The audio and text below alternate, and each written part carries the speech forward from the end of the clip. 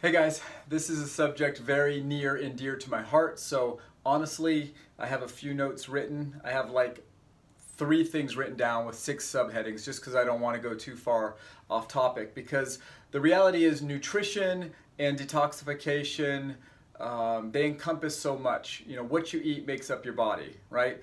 Our body, everything you are right now, my 50 to 100 trillion cells, no matter, whoever you're asking is they're going to tell you it's either 40 trillion or 100 trillion, or I don't even know. I haven't counted myself, but let's just assume I'm 50 trillion cells. Everything in my body, I either ate that made it up, or I drank it, or I breathed it in, or I absorbed it. And I don't think we absorb too much, but the point being, I am what I eat for the most part. So I'm going to be talking today about nutrition and then also our detoxification system, because if we can't get rid of poison, our body starts to distort.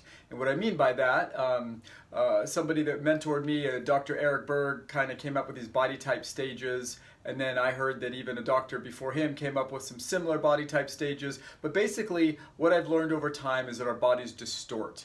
And when our liver seems to be stressed, we will distort in the abdominal area. We'll get a body full of water, we'll gain water weight, fluid retention, and then when we start to feel what I would say, not clinically diagnosed as toxic, more of like I'm feeling toxic.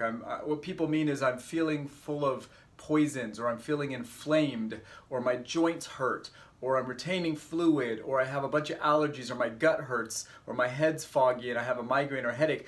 That's what my clients over time and my patients over time have told me that they feel like when they feel, kind of toxic. So we want to talk about that. And detoxification is, it's pretty broad, okay? So it's not just liver. So detox, excuse my abbreviation, but that's just for time. Detox happens mostly in your liver, okay?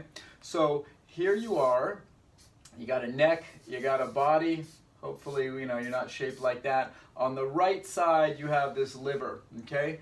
It's 3.5 pounds of pure, amazing joy and love and detoxification and immune cells, and it activates your thyroid hormones, right? So here's your thyroid, okay? 60 to 80% of your thyroid has to travel down to the gut to get activated. Why is that important? Well, if you care about thyroid metabolism, which is body temperature, calories burned, energy, making your other hormones sensitive, or your body tissue sensitive to your other hormones, 92% of your body, is what I've read, is influenced by thyroid hormones. Okay? So big deal. So this is your liver. Okay? And liver is a primary organ for taking poison, making it go through some chemical enzymatic kind of reactions and giving you things that are not poisonous anymore. And once something's not poisonous, you can pee it out, which is urination, right? Urination is from kidneys to bladder. Micturition is from bladder out of your body. So when we're, like right now I'm urinating. Okay, but I'm not micturating, okay? I did that before this video, all right? And my dry pants can prove it. So micturition is leaving the body. Urination is kidneys, right here, to your bladder, okay?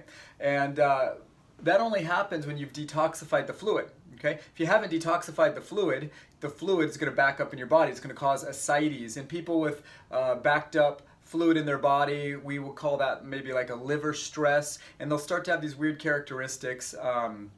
They'll have all kinds of, a hallmark is, because the liver's on the right side, it will start to increase pressure on the nerves and the branches and bundles of soft tissue and nerve function in this area. You start to get right shoulder pain, jaw tension, headache, things like that. The gallbladder, when that starts to get stressed out, that's a digestive organ that works with the liver. You'll start to get referred pain, in my experience, in the sacroiliac joints, which is, people think those are your hips, that area on either side, tailbone kind of pain, lower neck pain, and a lot of headaches, okay?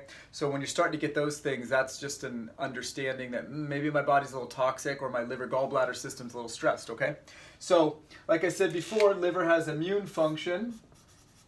Okay, so we want to make sure we keep our liver healthy. I believe it has about 250 functions, our liver. Okay, immune function, remember metabolism because of the activation of the thyroid gland, and like we said, and we're talking about right now, detox, getting the toxins out of our body. So if I breathe in a breath right now. I live in the Sacramento region. I probably just got a bunch of antigens, like maybe some pollens, maybe some dust, maybe some burnt diesel fuel in the air, maybe some COVID particles, you know, because they're floating around, whether they're live or not, who knows. But all kinds of things are floating around just like every other day, right? This is the world we live in. So let's breathe in those viruses and bacteria and spores and molds and fungus and dust and cat dander and dog dander and hair and all the burnt diesel fuel we can. Let's breathe it in and hold it, and then we expel it, okay?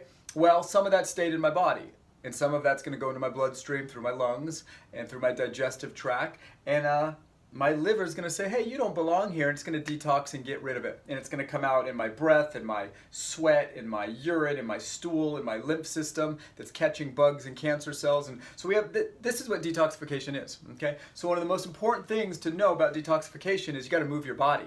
You got to keep moving for your lymphatic system to work right. And that way it gets all the bugs and debris. If it's poisonous, you know, your liver will grab it and it will come out of your body in many ways. But we got to move, guys. We got to move, okay? So motion is really important here. Motion, movement. We talked about that. Walking being a big, important part of your metabolism and weight loss and mental health, right? The theme through all these. And how many days do you have to walk and move? Some people like bouncing on trampolines, rebounding. That helps with the lymph system and detoxification. But if you're not doing any of that, I have fancy whole body vibration machines in my office, in my garage I use, going up and down stairs. My daughter's always trying to get me on the trampoline, but my preference is walking, okay? I walk about 10,000 steps per day, which is roughly for me about 3 miles per day. Every day I walk about a marathon a week, okay? And that keeps me moving. And I did that for how many days to make it a habit and to rewire the brain to where it's something you will never stop doing? 63 days, okay? Hopefully you're getting that there. All right, so 63 days. So detoxification, a couple ways we go. We have the nutrition side of all this, and you guys care about nutrition, right? Because everything we eat, we become, pretty much. Which is interesting, though, because every couple months, most of our cells start to rejuvenate and renew. And after, even I think our eye cells are the slowest cells to regenerate. I think they take about 10 months. But basically, every year, you're a whole new body. So why are we aging? Why are we rusting? Why are we getting old? Some of it is our genetic expression. And some of it is because stress turning on death genes. Now, we're going to time out, we're going to age. Whatever your spiritual background, if you believe in creation, Adam and Eve, God, the Old Testament say, hey, 120 years. You guys were going to get 1,000 or more, but now you only get 120. 120 sounds good, right? My wife's grandmother still lives by herself in Iowa. I think she's 98 now. So she's on her way. She's healthy and robust. And so I want to maximize my children's longevity, my own longevity. And we do that through healthy gene expression. Healthy gene expression is healthy body through nutrition, through managing emotions and stress, through healthy water, through healthy electromagnetic fields, you know, that we're being energized, not de-energized from our fields and irritated. It's having good posture and structure and having good weight-bearing exercise, and all these things add up to genetic expression. Okay, so yeah, our body's new every year, so why aren't we feeling new every year, okay? And we should be. And the reason we're not is because of things like hurry and worry and poor nutrition and electromagnetic waves that are agitating our body a little too much, or we're not repelling them enough because we're not high energy creatures because we're tired, we're not exercising, we're eating dead food, food not filled with enzymes. So let's talk about the food side. So I got the black for food here. And as you can see, I have not rehearsed how to write on a flip chart because I'm a mess. This is how my mind works, so bear with me. So food. There are foods that facilitate detoxification, okay? What foods facilitate detoxification? Cruciferous vegetables do. Cruciferous. I believe that's a Latin word for cross. Winter vegetables have flowers that are shaped like a cross, therefore they're cruciferous. Now, even if I made that up, you're probably going to go with it because it sounds educational, and I am Dr. Sean Patterson, so you could roll with that if you want, or you could look it up. Google cruciferous veggies, okay? And you're going to find things like broccoli, cauliflower. I just found out yesterday arugula, which I didn't really like it anyway. I think I spelled that wrong. I didn't really like it anyway, but then I found out it's cruciferous, and now it's my buddy. Arugula and I are tight. We're like that now. Kale Kale's popular now. Now here's the deal. I know people that eat this stuff and they get sick. Okay, so this is not an absolute. And this is one of those consult your medical professional, whoever that is. If that's me, ask me about you personally, because this is a little bit of a global one-size-fits-all, but it's a deeper understanding of how to manipulate food or use food to be your friend and to detoxify. So food is a good way to detox. Cruciferous vegetables, they help you with your 3 phases of liver detoxification. I believe there's only 3, and it helps all 3. There could be more, but once again, trust me that I think there's only 3 at this moment in time. Okay, so liver detoxification, you get rid of that extra fluid, which is great. You wake up in the morning and you see abs, okay? Or you wake up in the morning and maybe you could see your toes. For some of us, that's a win, being able to see my toes. But I'm moving towards being able to see my abs, obviously. But we're all in a different place, right? So I'm doing my 63 days of walking. I'm eating my cruciferous vegetables. I'm trying to be leaner and meaner. More leaner than meaner. My wife would appreciate that more, and my kids. But here's the deal. Food can detoxify us indirectly through the phases of liver detoxification. A lot of people say, Doc, I'm going to do a liver detox. And I say, no, don't do that. I just wrote on my chiropractic adjusting table with this marker, so I'm going to hold it up here. You guys ever see Talladega Nights when they're interviewing when he keeps doing this with his hands? Sorry, bad reference, ill-timed, but I'm going to just hold this up here so I don't do it again. I don't even remember what I was saying. Food, phase 3 of liver detoxification, leaner and meaner, that's what it is. So we're all trying. But there's other ways to manipulate things too. And there's other foods that will stress our liver out, that will work against. So if our liver gets stressed, that's probably going to hurt. It's not necessarily going to increase toxin load in our body, but it will inhibit detox to some degree because we're going to stress out the very organ and system that's detoxing us. So too many cooked animal proteins or too much protein can stress the liver. Mostly overcooked though, okay? I personally think people do well with no more than 50 to 75 grams of animal protein per day, okay? Now there's a book called The China Study. It's a great book. I read it. I went, holy cow, if you even think about eating animal protein, you're going to get heart disease, if you even think about it. So, I mean, the doctor in that book was such a purist, he would not touch anything made of animal. But then I read a book called, I believe it was Nutritional Deficiencies by Weston Price, written in the 30s. And that book basically told about people who are beautiful and healthy and lean and no cavities. In fact, they had cavities that actually healed themselves, you know, because they didn't have dentists back then.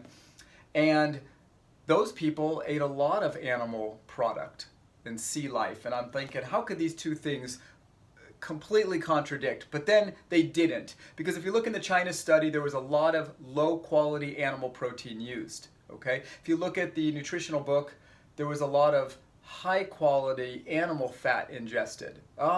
So protein isn't necessarily good or bad. It can be good, it can be bad. Too much animal protein, okay? We think protein's good, protein's good. Atkins said eat a bunch of protein, but he really didn't. It was more of a low sugar diet, low carb diet. But anyhow, so 50 to 75 grams of animal protein. Consult your healthcare professional to see which one's best for you, because you don't want to stress out that liver and slow your thyroid metabolism down, right? And then animal fat, okay? If it's low quality animal fat, let's say we're using really low quality eggs and bacon and ground beef, high-fat ground beef, okay? And that animal wasn't humanely treated, or it was fed a lot of antibiotics or a lot of corn or a lot of chemicals, you know, because if you're eating corn, you're probably eating Roundup, and let's just say that, okay? Where do you think fat-soluble toxins are going to live? Fat-soluble toxins are going to live in the fat, and if you ingest that fat, you're eating poison. This is my opinion, okay? This is why quality does matter. All right, so in this whole nutrition detox thing, I'm going to just say there's 4 things, and this is my notes here. This is my big notes. It says nutrition, it says detoxification, and then it says 1, 2, 3, 4.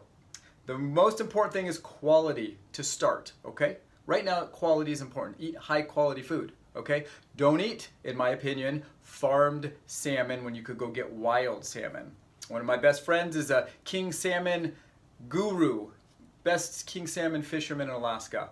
When he gives me that fish, it is like medicinal food. It makes me happy, makes my body feel strong. I just feel the nutrition coming from those fish that are eating bugs and algae that have all the omega acids in them, okay? But when I eat farmed fish, it makes me feel gross, okay? Sure, yes, you're saying some of that's psychological because I know what I'm eating, but still, some of it just makes me feel not healthy, okay?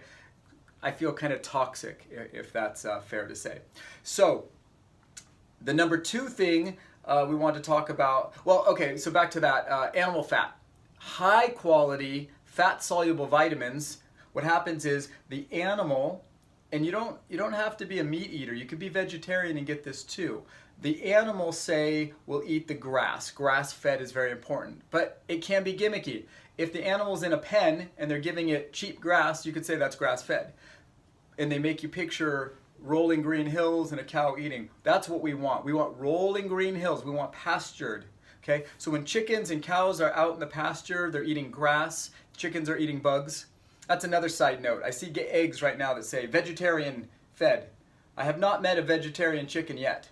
Okay? Just let that soak in. So the yolk is where all the nutrition is from the bugs and the grass. And I know that sounds gross, but we need the fat soluble vitamins that come from the earth.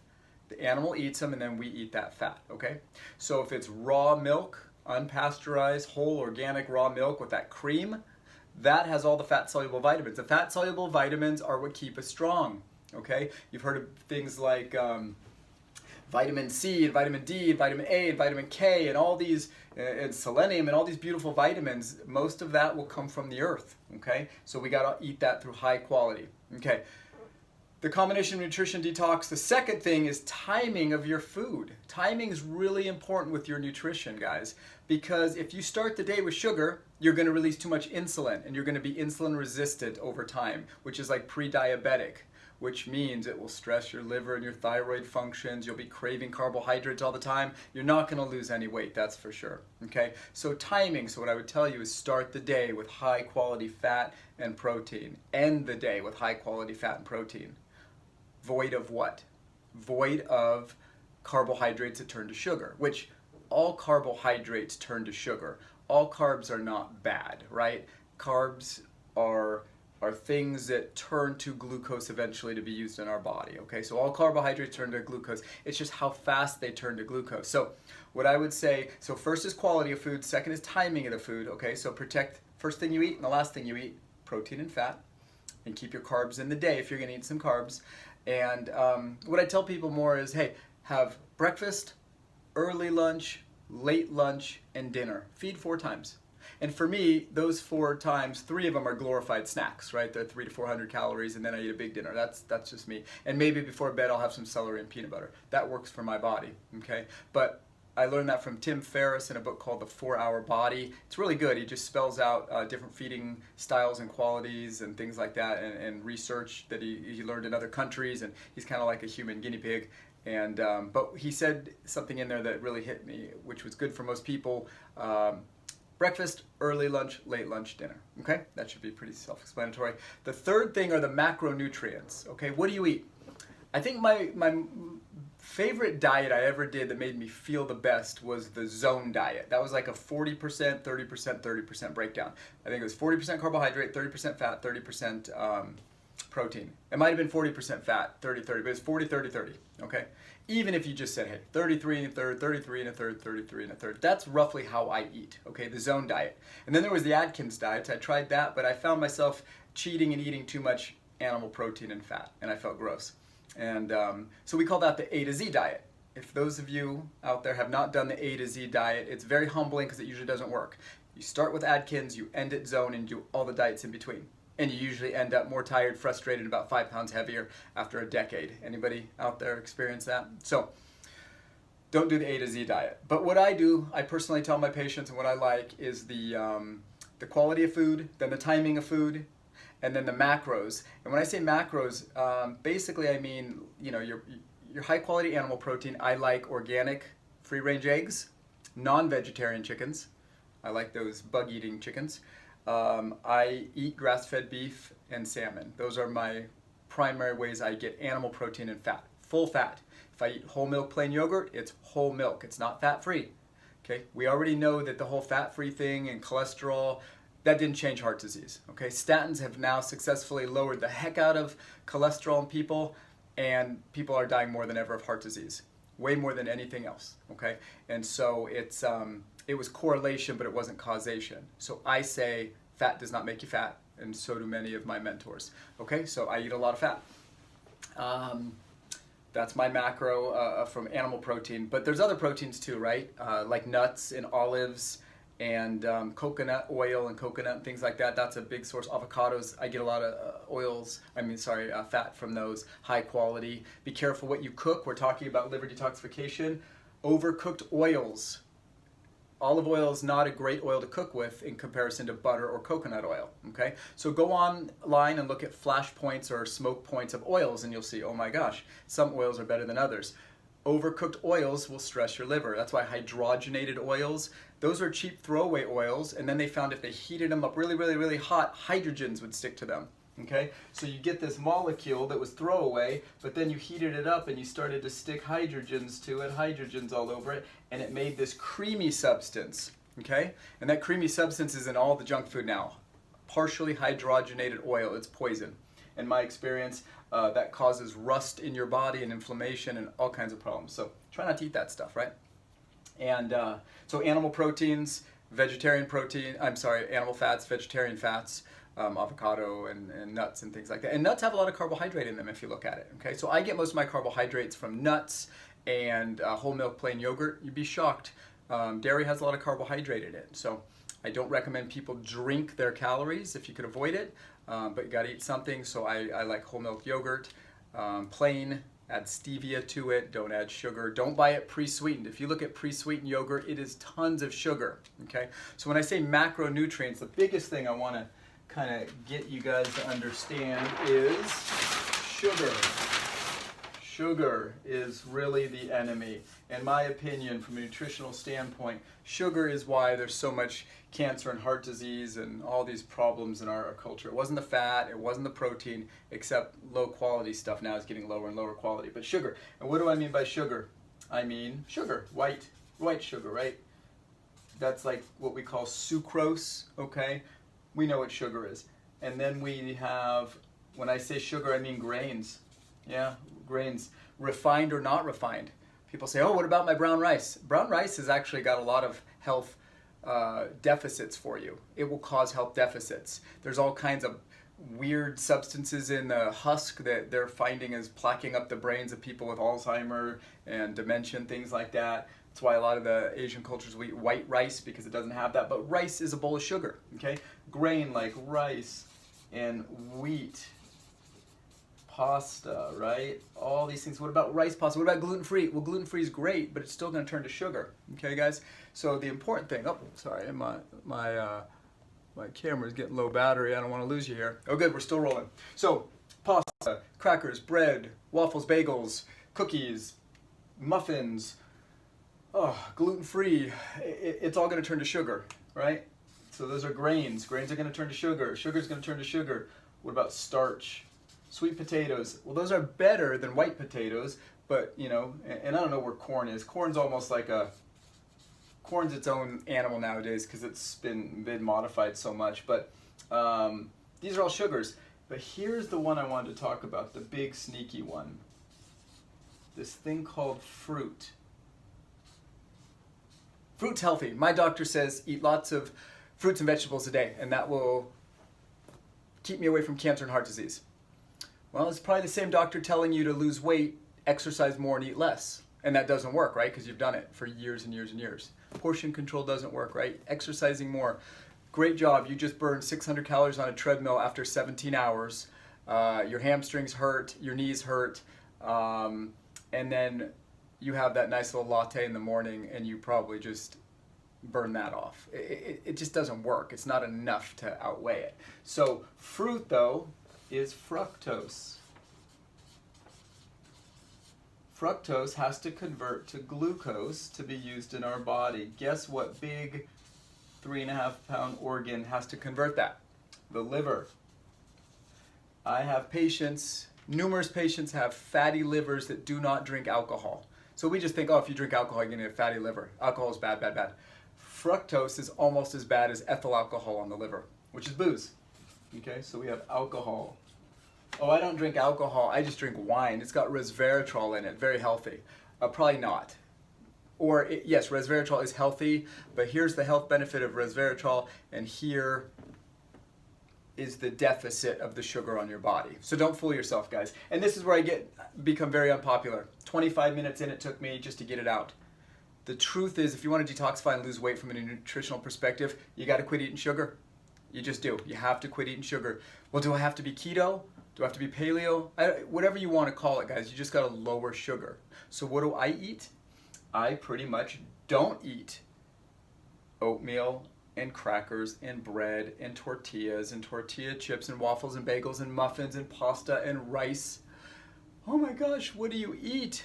Well, now given, I do eat those things occasionally, okay? Occasionally. Yes, even a piece of pizza or two. But primarily day to day, when I'm trying to be my leaner, meaner, healthier self, preventing heart disease and cancer and dementia and Alzheimer's, and keeping my brain working and trying to lower my aches and pains, I eat things like animal protein, vegetables, beans. Not many though, because beans are carbohydrate too, but I feel beans are right at that line where they may work for most of you, maybe not for some of you. If you could digest beans, I say go for it. If you can't, don't. But I eat a lot of animal protein, moderate amount, I'd say probably about 75 grams a day. I eat a lot of fat, avocado, nuts, olives. I like artichokes. I like cruciferous vegetables. I just say no a lot. And remember in that last video we talked about pain? Remember how we said, hey, life's going to have pain, just choose what your pain will be? Because if life chooses your pain for you, it usually turns into suffering because you can't do anything about it. So I proactively just choose to embrace the pain of saying no to sugar. Okay? And I lose weight, and it's slow and steady, and my hormones regulate, and my body feels better. I've lost about 30 pounds, maybe 35 pounds in the last 3 years because I said no.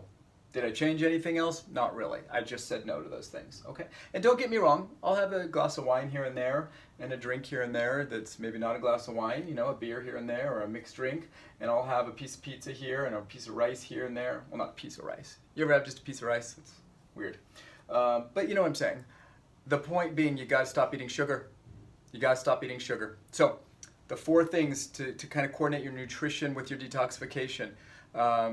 Quality of food, timing of food, your macronutrients, and the last thing I would talk about is calories. Okay, I run a bioelectric impedance analysis test on most people. It tells me how much muscle and bone they have and how many calories a day they should be burning. Okay, and so for me, it's about 18 to 2,000 calories a day, and that's just if I sit on a couch doing nothing.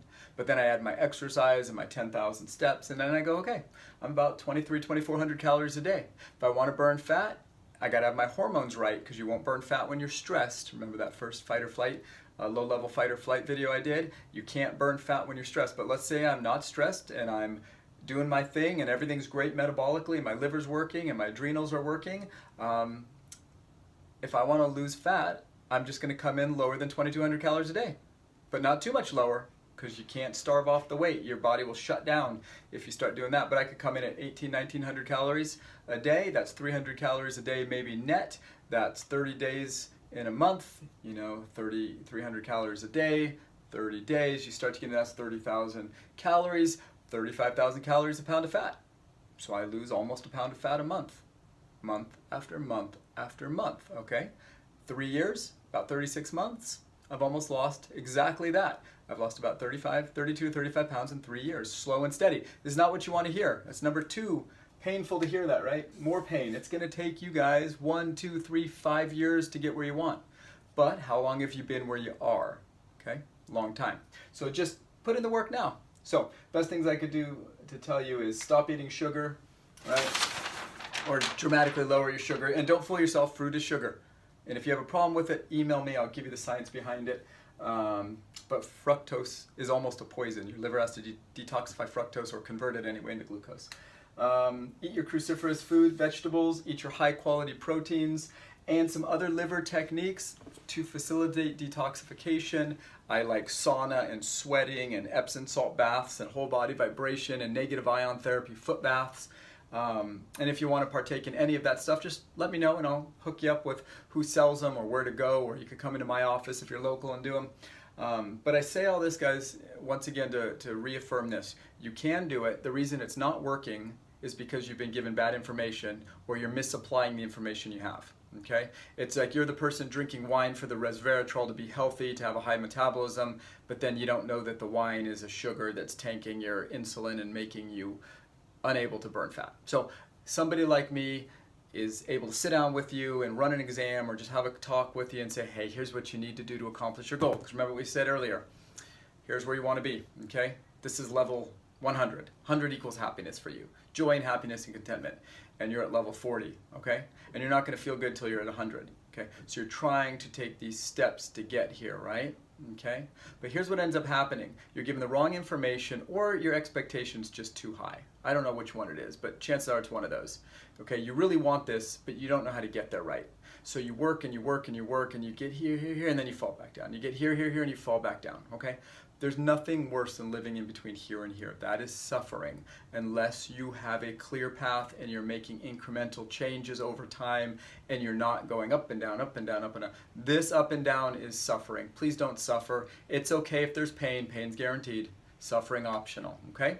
So respond to this email, ask your questions, let me know, hey, Dr. Sean, I need a coach, I need a friend, I need some advice. What would you do if you were me? That's totally fair. You don't get charged to ask me those questions, and I will sit down and personally answer you, okay? So I hope you learned something today. Just to recap, get your liver detoxifying, and that will help you lose weight, lose fluid, feel better, less rust in your joints, you know, that kind of thing. And get your food on track to detoxify. First is your quality, high quality animal proteins and animal fats, high quality organic vegetables, especially cruciferous. Keep the grains down, the sugar down, the starches down, the alcohol down, the fruit down. And remember breakfast, early lunch, late lunch, and dinner.